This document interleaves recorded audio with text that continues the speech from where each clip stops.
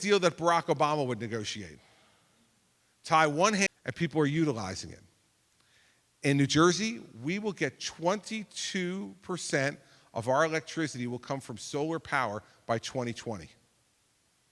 Now, we also have replaced some coal plants with natural gas-fired plants, and we've built pipelines from the Marcellus Shale in Pennsylvania to New Jersey, and we've lowered our energy costs in the last 18 months by 9%. And we've done all this while pulling out of the regional cap and trade program that the entire Northeast was in.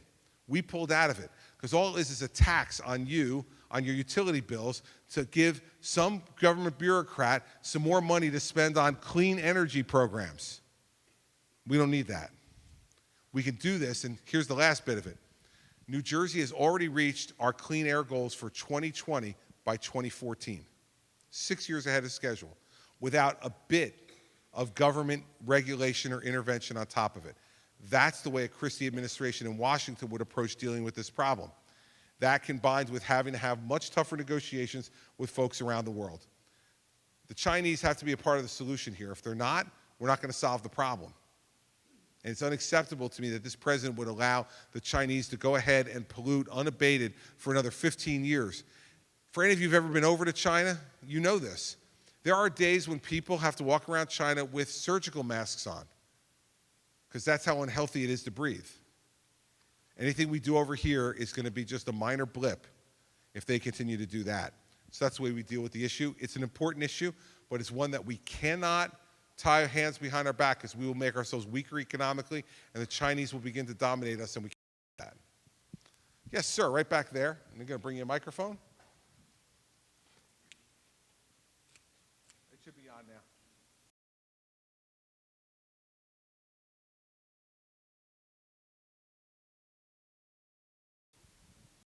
You can hear me from here. Go ahead. I agree with you 100% on the China thing.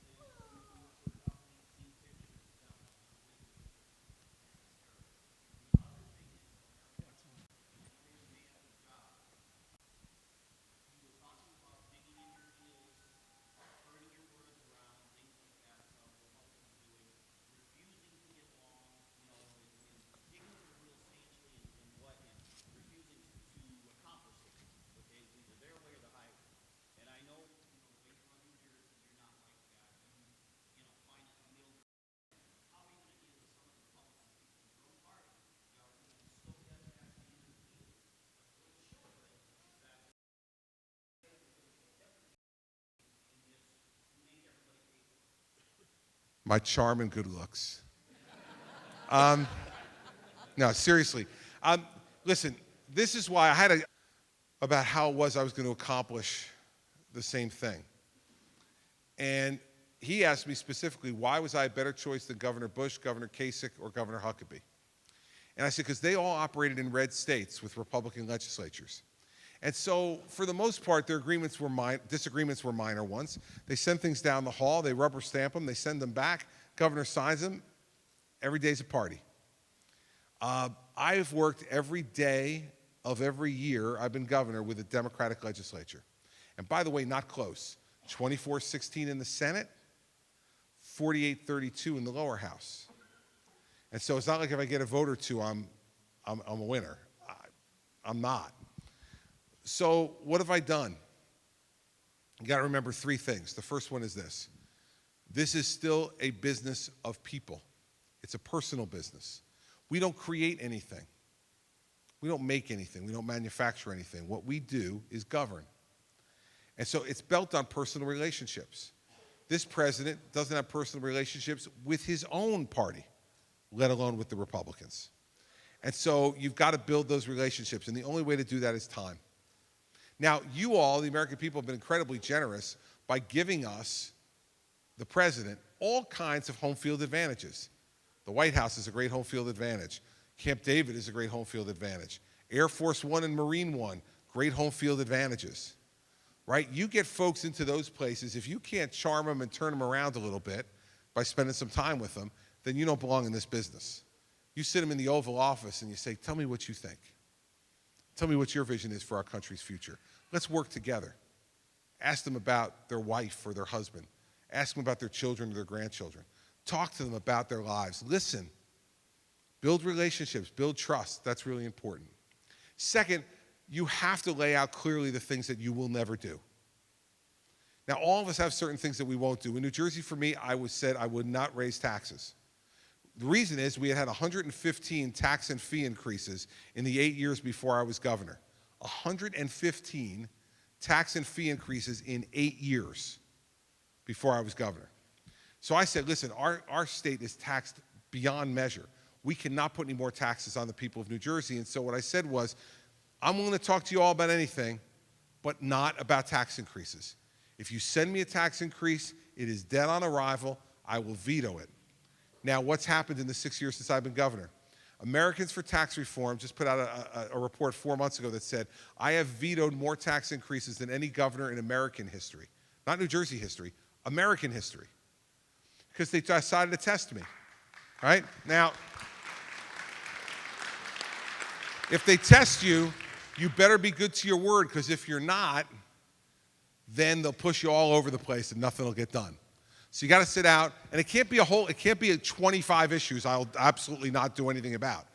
You got to pick a couple that are most important to you, and you tell them, on these 1 or 2 issues, my heels are dug in. This is a principled issue for me, and I can't compromise. The third thing you have to remember is you are not the only one in town with principles. And you're not the only one in town who was elected. Everybody who comes to that town, you hope, has some set of principles that they got elected based on. And they got elected by the people of their district or their state. And so you need to respect that. And that's where you have to try to find common ground. You have to work in those areas where they believe they have principled positions they have to advocate for, and you have not had your heels dug in on those issues, and that's where you need to try to find common ground. But the only way you'll do that is if you do the first thing, which is develop personal relationships with them. The best example of this, of course, is Tip O'Neill and Ronald Reagan. They didn't agree on almost anything, but they developed a personal relationship where they trusted each other, and that when they gave each other their word, they would keep it.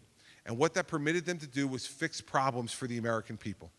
Ronald Reagan used to say all the time that the person who disagrees with him 20% of the time is his 80% friend, not his 20% enemy. Okay, that's something we've got to get back to in Washington, because right now, if you disagree with somebody once, you're their 100% enemy. You know what place I want to ban in Washington, D.C. if I were emperor? It's this place on Capitol Hill. You see it on the news all the time. That bank of microphones in that hallway, wherever it is in the Capitol, that they all stand behind and they call each other names, and the Republicans come in first and they call the Democrats names. Then the Republicans move out, the Democrats come into the very same spot and they call the Republicans names. Here's what I would do to change that as president if they let me. I'd put 2 banks of microphones in the same spot. I'd make them do it to each other's face. Everybody's a tough guy when you're not looking at the other guy, right? Right? It's like what Mike Tyson used to say, right? Can you imagine?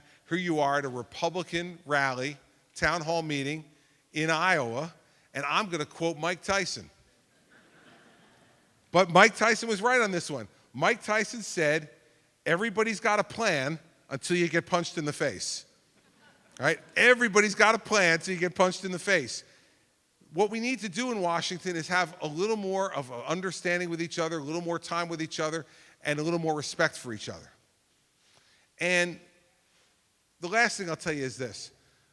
The best bit of political advice I got when I was United States Attorney for 7 years in New Jersey, right after September 11th, came from my boss, who is now the director of the FBI, a guy named Jim Comey. He was Deputy Attorney General of the United States at the time. And Jim gave me my best political advice, and it goes right to his question. He came to visit our office. He met with all of our lawyers, and then he met with me privately. And when we got done, I said to him, so Jim, what are you doing next? And he said, I'm going to the New York Times editorial board. I said, Jim, you work for George W. Bush and John Ashcroft, and you're going to the New York Times editorial board? Do you have a death wish? What's wrong with you? And he looked at me, he said, no, Chris, you don't get it. He said, I'm going to the New York Times editorial board because it's much harder to hate up close. It's been the best bit of political advice I've ever gotten, and it's the guiding principle that I will bring to Washington, D.C. to get our government back functioning. It is much harder to hate up close. John Boehner, in 6 years, went on Air Force One once. Once. I'll take the approach to it. It's not fancy.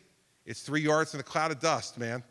That's the way you win these things. That's the way you make government work. Not with big, fancy things, but with the hard work that comes every day that builds success, and that's the way I'll do it. Yes, sir, in the back.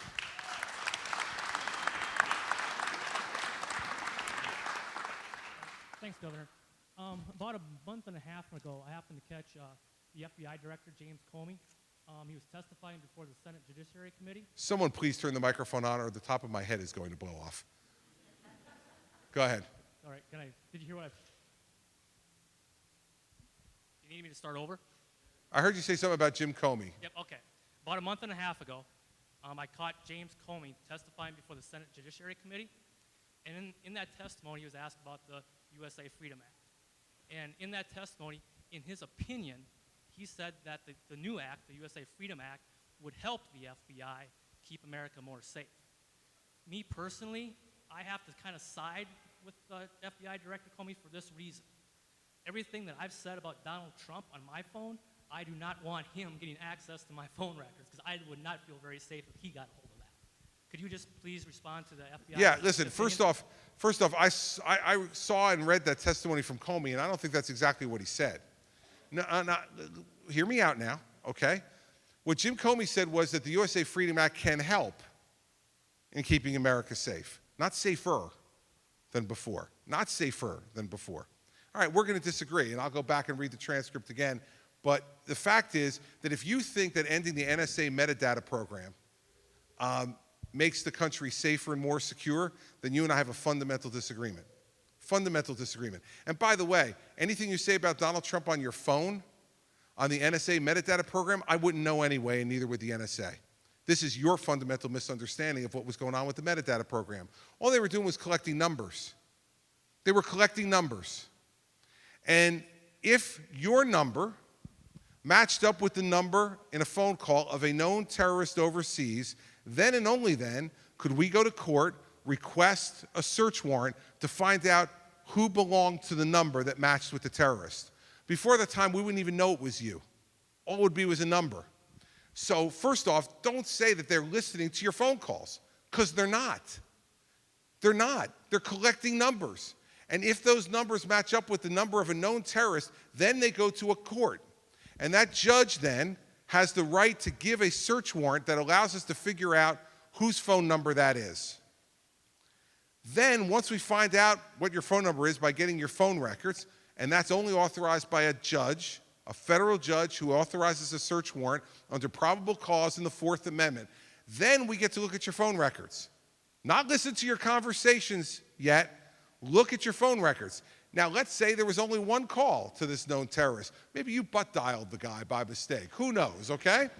Right? Then we don't get to go any further. But let's say we look at your records, and let's say there's 50 calls to that number back and forth. Do I get to listen to your conversations then? No. Then I got to go back to court again.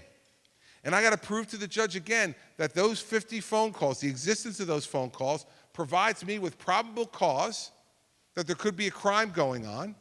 And then and only then can I get a wiretap for your phone calls, and if there are emails involved, to be able to look at your emails. Do I get to listen to all your phone calls then, including the ones where you're talking about Donald Trump? No, I don't. The only phone calls I get to listen to are the phone calls between you and the known terrorist.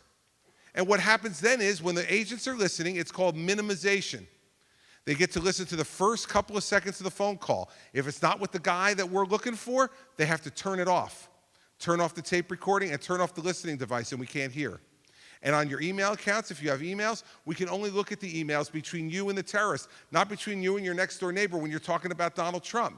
So here's my point to you. Let's not mislead the people. Let's not mislead the people. No one was listening to your phone calls. No one was reading your emails, unless it was authorized on 2 different occasions by a sitting independent federal judge, and unless you were interacting with a known foreign terrorist and we had to prove the person was a known foreign terrorist. I've done this for 7 years. I know the rules. I know the law, and I was responsible for signing off and authorizing those things. And so here's my problem with folks like Senator Paul and Senator Cruz who are misleading the American public. They'd have you believe what this guy just said, that he's saying bad things about Donald Trump to some friend and I know about it. And by the way, that information gets to the President of the United States, which is completely fallacious. It's given to the prosecutors who are investigating a crime. And the only way it gets to the President of the United States is if that information is so important and so vital to national security that they think the President has to know. And let me guarantee you something. Whatever bad stuff you're saying about Donald Trump is not a national security problem that would get to the President of the United States, whether it was Donald Trump or not. So this is what angers me about what's going on in our country right now. We have people who are saying things that are trying to mislead you and think that somehow law enforcement in this country and the intelligence community are, in fact, infringing on your constitutional rights. I am proud of what I did for 7 years. And I didn't infringe on your constitutional rights. But you know what I did do? I kept you safe for 7 years. The last 7 years of the Bush administration after 9/11, there was not one foreign terrorist attack on American soil. You can't say that about the last 7 years under Barack Obama, can you? No. And so what's changed? What's changed is that kind of attitude is what is pervading the government. I will tell you what you'll know about me as president. Every morning I will wake up knowing my single most important job is to protect the safety and security of the American people. And I will do everything I need to do to protect your safety and security while maintaining the Constitution. And if anybody in my administration acts outside the law, they'll be fired and prosecuted, because that's what's supposed to be done.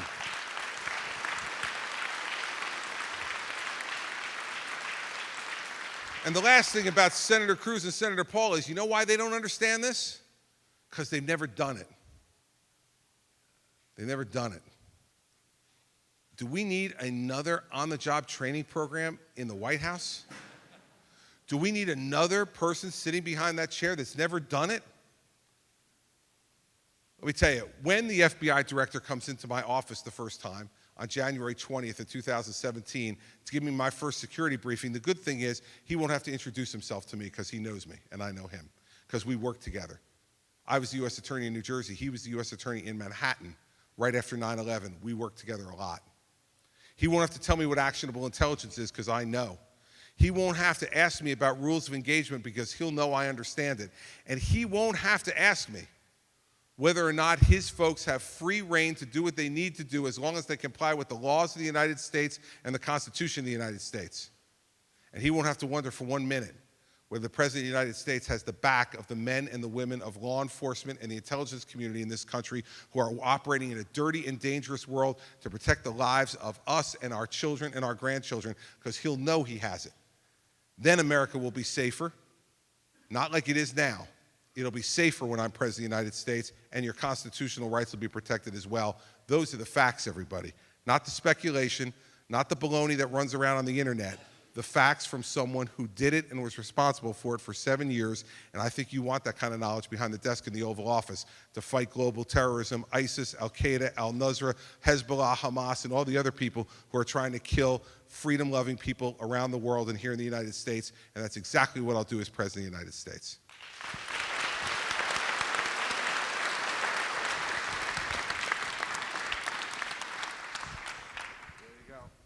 It's like 50-50 it'll work, so let's see.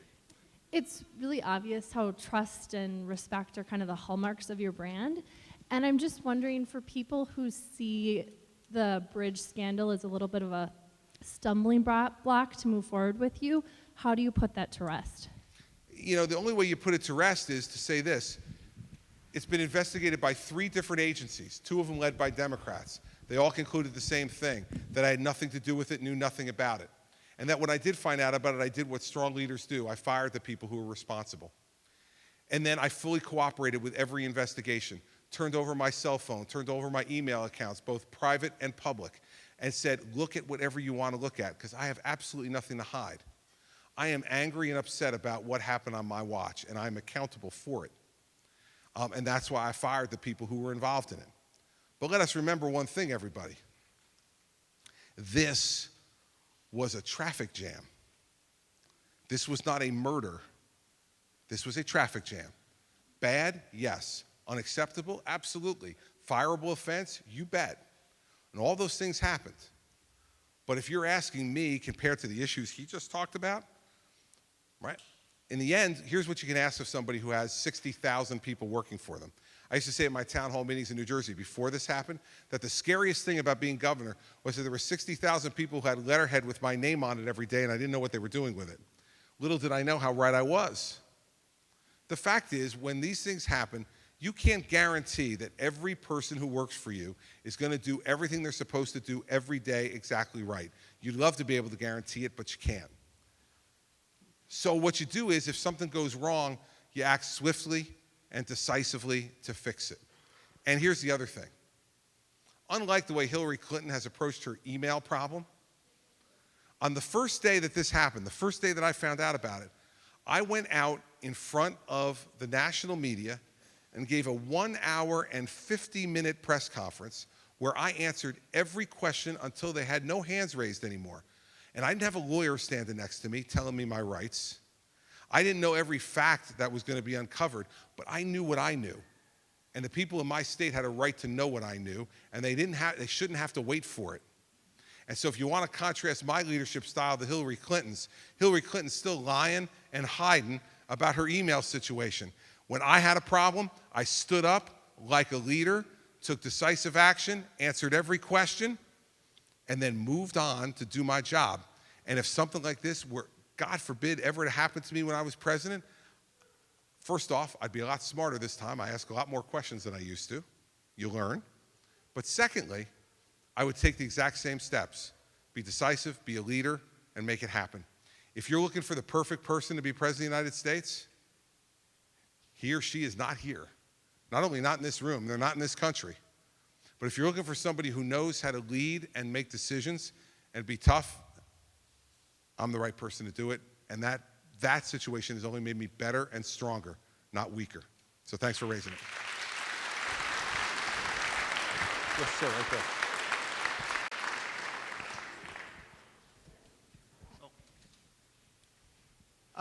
One question, probably one that you haven't been asked before. All right, here we go. By the way, I've been asked now in town hall meetings during this presidential campaign over 1,100 questions. So you're going to be really good if you're going to ask me one I haven't been asked before. But here we go. I'm ready.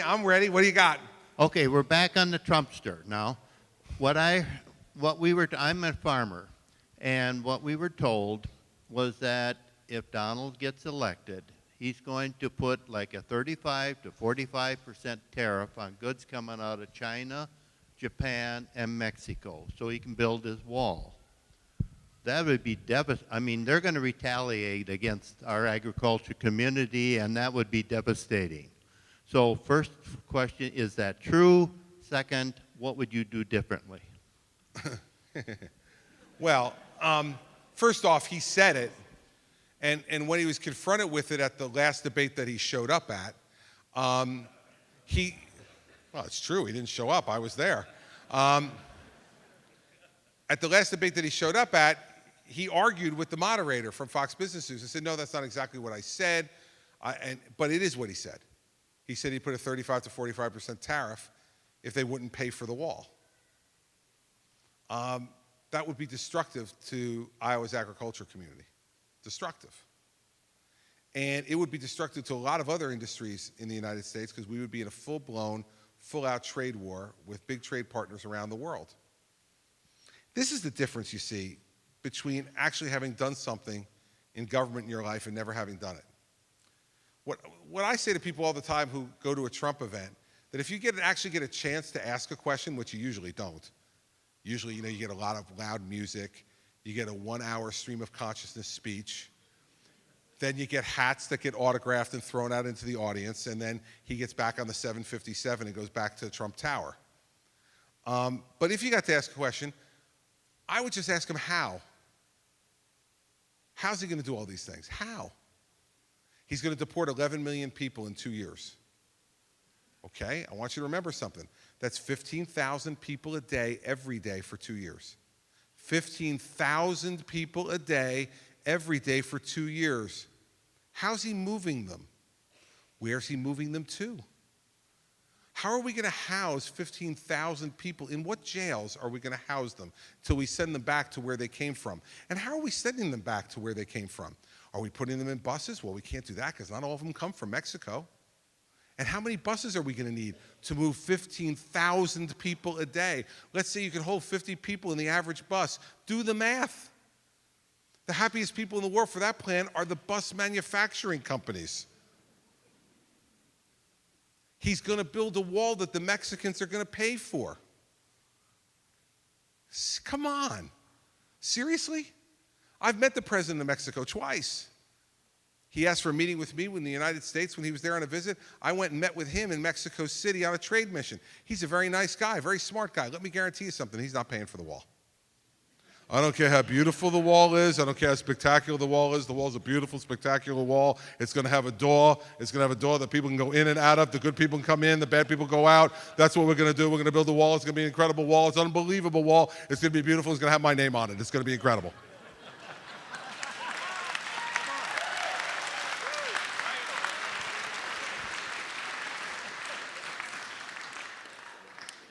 How? I mean, listen. You know, I usually say this at the end, but I'll just say this little bit right now. This has been an entertaining campaign. I'm as entertained as anybody. I'm sure you've been entertained too at times. Lots of laughs. Lots of incredible things said. We're not electing the entertainer-in-chief.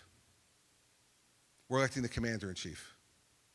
We're electing the person who is the symbol of our country, the personification of our country to the rest of the world. I see some poll tonight. It says Iowans are going to give the caucus tomorrow to Monday to Donald Trump. I got to tell you, I'm going to wait till the end of the book. I'm not going to anticipate what the last couple of pages of the book are going to be in Iowa. I'm going to wait and see. And we'll talk more about it at the end. But here's the bottom line. Those kind of tariffs and that kind of trade war is destructive to America.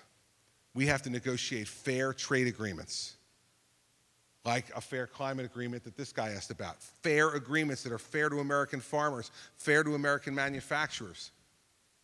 But you don't do that by slapping on 45% tariffs. And as much as he wants to deny it, I heard him say it. And so did you. It's like Rubio and Cruz saying they didn't change their minds on things. They think anymore that people don't hear what they say. They hear. You hear. You'll make the judgment. I have confidence in you all. You'll make the right judgment. Yes, ma'am. I'll give you mine. You were asked about how you were going to get things done in Washington and work with Congress, and you mentioned that you can't dig your heels in on everything. What would be the top few things that you would dig your heels in, and what would be the things that you would have to kind of maybe let go?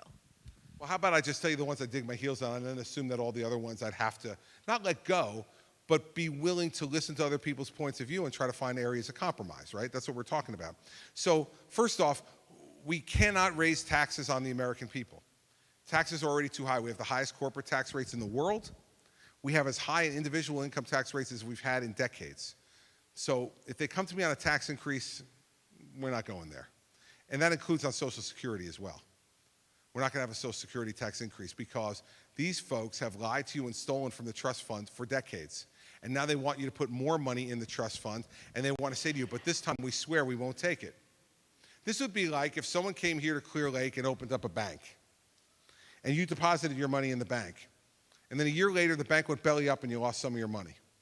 Then 6 months later, you get a knock on your front door, and a guy comes to the door and he says, hey, I'm opening up a new bank here in Clear Lake, wanted to introduce myself, and I'd love to have some of your deposits. And you look at him and you go, hey, wait a second. Aren't you the guy who opened the bank 18 months ago and it went belly up and I lost some of my money? And he goes, oh yeah, but I've learned my lesson. Now, I know folks in Iowa are really nice. I've met you now over the last nearly 6 years that I've been coming here to help support candidates here in Iowa, and now for myself. You're really nice. But I'm looking in your eyes, I'm guessing there's no way he gets off that front porch with any of your money, okay, after he lost some of it already. No chance, right? So why would you give it to a government who stole it from you too? So we wouldn't have tax increases. I would also say I would dig in my heels absolutely on rebuilding our military. Our military right now is the smallest army we've had since 1940, the smallest Navy we've had since World War I. and the Air Force cut in half, 50%. The world is seeing that we're diminished militarily, and they're pushing us around. And I would be very, very insistent on rebuilding our military to 500,000.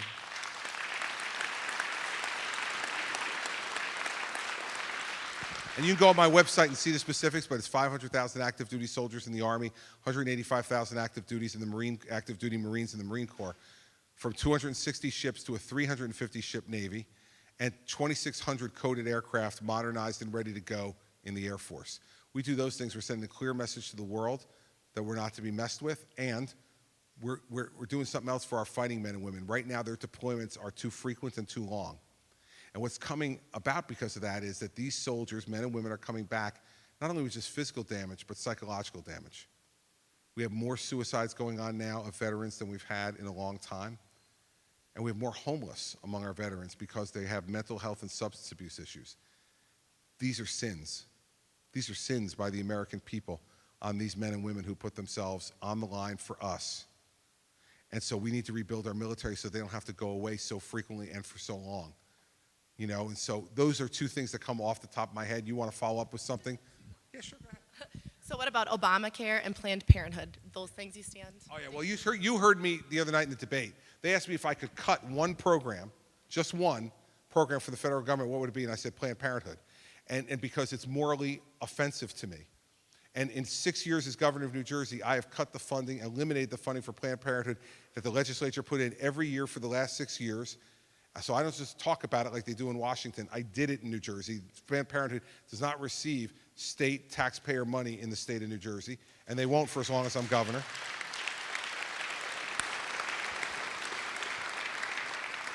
And on Obamacare, Obamacare has to be repealed, and I would replace it with a system where every state gets to make its own determination about what health care plan you want for your state. This is not a federal issue. This is not something we should get one size fits all from Washington, D.C. How in the world can the health care plan that works for New Jersey, the most densely populated state, the most urbanized state, the most ethnically diverse state in America, and all the health care issues that surround that, be the same as the health care plan for Iowa, a large rural state, spread out, 3.1 million people? The challenges are completely different. I trust Governor Branstad to work with your legislature to come up with a health care plan that works for Iowans and that Iowans will have input into. The same way I trust every governor and legislature to do it. It shouldn't be in the federal government, so Obamacare would definitely go. And by the way, I think with a Republican Congress, that wouldn't be something we'd have any long conversation about. It would be done. The solution would be the thing we'd have the long conversation about. I want to go to a state-based system because I think that will, the government that's closest to the people is always the government that's better because you get to influence it more. You're going to influence your governor and your state legislature a heck of a lot more than you're ever going to influence the President of the United States and the Congress. So let's do it that way, and that's what I do in Obamacare. Good questions. Thank you. All right, now my staff has told me that I can take one more question, which means I will take two. The reason for that is this. I want to prove to them that I'm still the boss. Now, you laugh about that, but here's the thing. You know what it's like running for President of the United States? Here's what it's like. Every day you are surrounded by people that are significantly younger than you, and they tell you where to go and what to do every minute of the day. The only place that I am free from the tyranny of the young is standing right in here. And I get to keep this microphone and keep taking your questions. I haven't taken anything from over in the back there, so that lady in the back in the green. No, the lady in the green. No. That lady. Thank you. I understand that the next president will probably be appointing some Supreme Court justices. Any thoughts on that, on who you might appoint and what the role of the Supreme Court is? Role of the Supreme Court is this. They are to interpret the laws and interpret the Constitution, not create laws and create new rights. They're not elected to do that. They are appointed for life. And because they're appointed for life, we can't move them out once they start doing stupid things like creating laws on their own. If we create laws in the Congress and the president you don't like, you can kick us out. Judges, you can't. So you have to appoint judges who understand and respect that their job is limited. Interpret the laws that we pass, interpret the Constitution that we live under. As far as who I would appoint, I don't have names of people I would appoint, but I will tell you what my justices would look like. If you're looking for a justice that I would use as my model justice, it's Justice Sam Alito. Justice Alito was the U.S. Attorney in New Jersey before he was a Third Circuit Court of Appeals judge and then President Bush's nominee to the United States Supreme Court. He is the most consistent, calm, conservative on that court. He listens, and if you read his opinions, he is the most consistent conservative on that court. And I know that it's what he believes in his heart. So here's what I would do as president, because I also know him and he's a friend. After I was elected, when I had my first vacancy, I would ask the justice to come over to the White House, and I'd say, Sam, I want someone with a paper trail. I don't want to be one of these Republicans who says, I don't want someone with a paper trail because they're hard to get confirmed. You know what happens then? We get David Souter, who George Bush 41 put on there, who's supposed to be a reliable conservative from New Hampshire and turned out to be a crazy liberal on the Supreme Court. We can't have that. We can't take a chance on that in the Supreme Court. So I want someone who's got a paper trail. So I'd say to Sam, you get all these opinions from the circuit courts. Who are the 4 or 5 men and women who you believe from reading their opinions day after day after day are the people that are most like you? And then I'll interview those people, and I'll pick one of those. And that way I'll know I'm getting somebody who's as reliably conservative as he is, and those are the kind of people we need to put on the court. We cannot, you're absolutely right, it's going to be 2 to 4 the next president's going to get to pick. And it could change the entire balance of the court. And we want to make sure it gets turned in a way that respects the Constitution and respects the laws of this country, not a super legislature that thinks that they're above the law. That's not the kind of judges I'll appoint, and Sam Alito will be the guy who will help me guide that. So thanks for your question. And that lady right there. Hi, Governor. Thank you so much for coming. Thank you. Maybe this might be a question that you haven't gotten. Okay, we'll try. I'll let you know. We'll see. We'll see. I have created a personality map, and I've done a little analysis of the presidential candidates. Uh-oh. It's all good, as personality style seems to be more of an issue this year than most. How would you describe your personality style? What are the positives of it? And have you thought about a running mate? Would he or she be like you, or on a complimentary way? How would I describe my personality? Yeah. Let me tell you, there's junior psychoanalysts around America having fun with this already. You know, it's actually interesting. I used to be the most psychoanalyzed candidate in the race till Trump got in. And now I'm second, but it's not bad to be second. Here's what I'd say about my personality. And I'll go back to a question, because no one has asked me that exact question. But someone in New Hampshire asked me a question about my upbringing and what my upbringing would tell her about what kind of president I would be. So I think that's probably a good way to describe my personality. I am the oldest child in my family. I think the oldest children in families most of the time have a certain kind of personality bent. My mother used to say to me, and my mother was an oldest child of her family. So my mother used to say to me all the time, you have to set an example for your younger brother and sister. You have to set an example, you have to set an example, you have to set an example. Your behavior matters. They're watching you, they're copying you. So part of me is, ingrained in me, is this idea that I have an obligation, and it goes beyond my younger brother and sister now, that I have an obligation to set an example. That my conduct matters to other people as an example because of who I am and who I've become. So that's part of who I am. Second, I have, and you'll see that most of my personality traits come from my mother. I love my father dearly, but most of them come from my mother. My mother set the rules in our house, and her number one rule was there is no suffering in silence.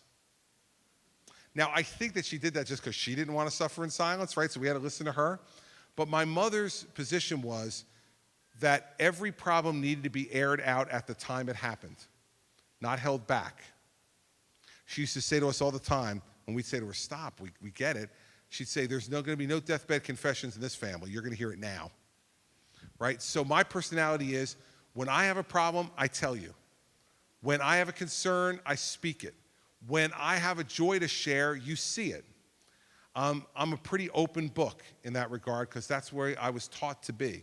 So you won't have to worry too much about trying to figure me out over time. You'll see it. Now, that leads to a negative, because I think you asked about negatives too. And the negative that leads to is that sometimes I will say things that maybe are best not said in public. And I'll do that on occasion. And it'll force me to either have to apologize to someone or reconsider my words. And I've decided that in my life at least, that downside is worth the upside of people knowing exactly who I am and how I feel. But one of the downsides to it is, you wind up saying things at times, and I have publicly said things at times I probably shouldn't have said. Not because the content necessarily was inappropriate, but the style was probably a little inappropriate. It popped off a little bit too quickly at someone. And I think that's a downside. As far as a running mate is concerned, I would tell you three things. The first one is that I would want someone who you looked at from the minute I picked them and said, yeah, they could be president. It's kind of the eyeball test. It's a gut test. Before you ever looked at their resume or anything else, you looked at them and said, yep, that could be president. That person could be president. See, because if they can't be, you got no business picking them. No business. This is not a political judgment, and it cannot be a political judgment. In my view, it needs to be a substantive judgment. So that's number one. Number two, I'd want to pick someone with executive experience because I want to assign that person executive tasks to do for me, and I want to know that they have the competence to actually be able to do them. And so I'd be much more inclined to pick someone who had executive experience than someone who had legislative experience. Third, and this tells you a little bit about my personality, which is where we'll end up here, is I want to like the person. Now, people say, well, is it really that important? Yeah, it is. If I don't like the person, I'm not going to work with them. And when you're president, you're not forced to work with anybody, right? You have to work with who you want to work with. I want to work with someone that I like. And if I like that person, I have a much better chance of including them in on everything. One of the real tragedies of FDR's passing was he never shared anything with Harry Truman. Poor Harry Truman walked into that job the first day. He didn't know about the nuclear bomb. He didn't know about a lot of things that were going on in the war. He didn't know about a lot of things that were going on in the government, and he had to take a crash course real quick. Now, we're lucky. Truman was a good guy and an aggressive guy, and he got up to speed quickly, and he led the country well. But that was luck. You need to like that person so you'll include them as your partner. And they'll know all the things that I know. So if something tragic were to happen to me, that person would not have a learning curve to get up in the job, that they would know what was going on. So I think, having someone who is qualified to be president and appears that way from the first minute you see them, having someone with executive experience, and having someone who I really like are the three things that I look for in a running mate. Now, that person may complement or not complement my personality. I don't think that's one of the most important things. They might be like me, they might not. But the more important part are those three parts, I think, in picking a running mate, because that's the functional part of the job. And if you do that well, the rest of the stuff will turn out pretty well, too. So that's the way I'd answer the personality question. And you are right. In the 1,100 questions, no one asked me that one before, so you get a gold star.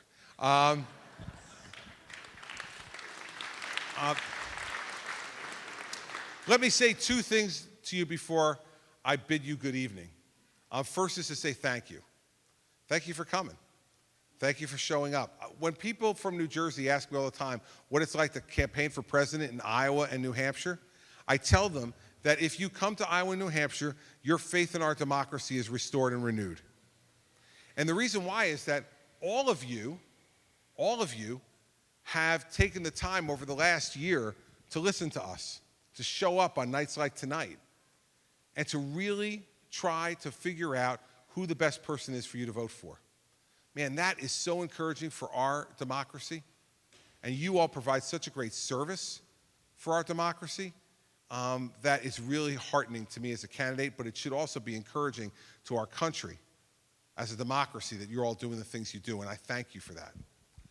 Second thing I want to build off is what I started to talk about entertainer-in-chief. Because you got a big decision to make in 48 hours. And when we were in Burlington yesterday, we met a couple in the audience at the town hall meeting. The husband, I called on him for a question. He stood up and he told me that in 4 months, their son was being sent to Iraq for his first deployment out of the country into harm's way. And as he started to tell me about it and get to his question, I just turned and glanced next to him. I didn't know that his wife was even there, and there was his wife, and she was crying. Now, we have 4 children, 22, 19, 15, and 12. And when I saw that mother crying, it immediately grabbed my heart because I knew exactly what she was feeling. She is scared to death for her son, scared to death for her son.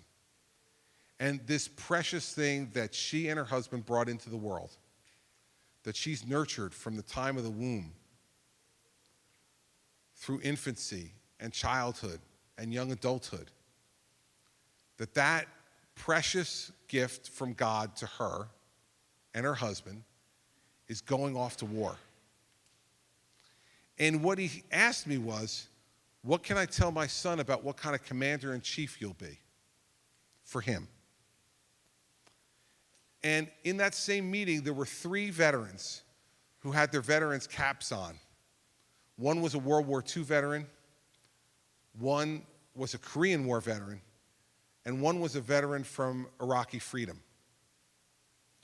And I thought to myself, think about the commanders-in-chief who sent them into war. Franklin Roosevelt and Harry Truman sent that World War II veteran into war and brought him home. Harry Truman and Dwight Eisenhower sent that Korean veteran into war and brought him home. George W. Bush sent that Iraqi freedom veteran into war and brought him home. No matter what, put aside politics for a minute about the politics of any of those men. I think we can all say that those were good, decent, wise Americans who we gave the job of president to and who we're proud to have represented our country and would feel comfortable with having those men decide the fate of the young men and women who fight for our country. Here's my suggestion to you for Monday night. When you walk into that caucus on Monday night, I'd like you to think that that mother and father are standing right next to you. And that when you're getting ready to mark your ballot, that you'd have to turn to them and look at them and say to those 2 folks, I'm voting for fill in the blank, whoever it is, and look them in the eye and say, and I'm comfortable with that person being your son's commander-in-chief. I'm comfortable with that person making the decisions regarding the life or death of your son. That I'm comfortable that that person has the temperament and the ability and the experience to do it in a way that will do honor to your son's sacrifice. Because you know that for those 2 people, it's personal. That person's going to be in charge of their son's life, their son's well-being. This isn't a TV show, everybody. This isn't some way to just vent our anger at how dysfunctional Washington, D.C. is. This isn't some exercise in venting.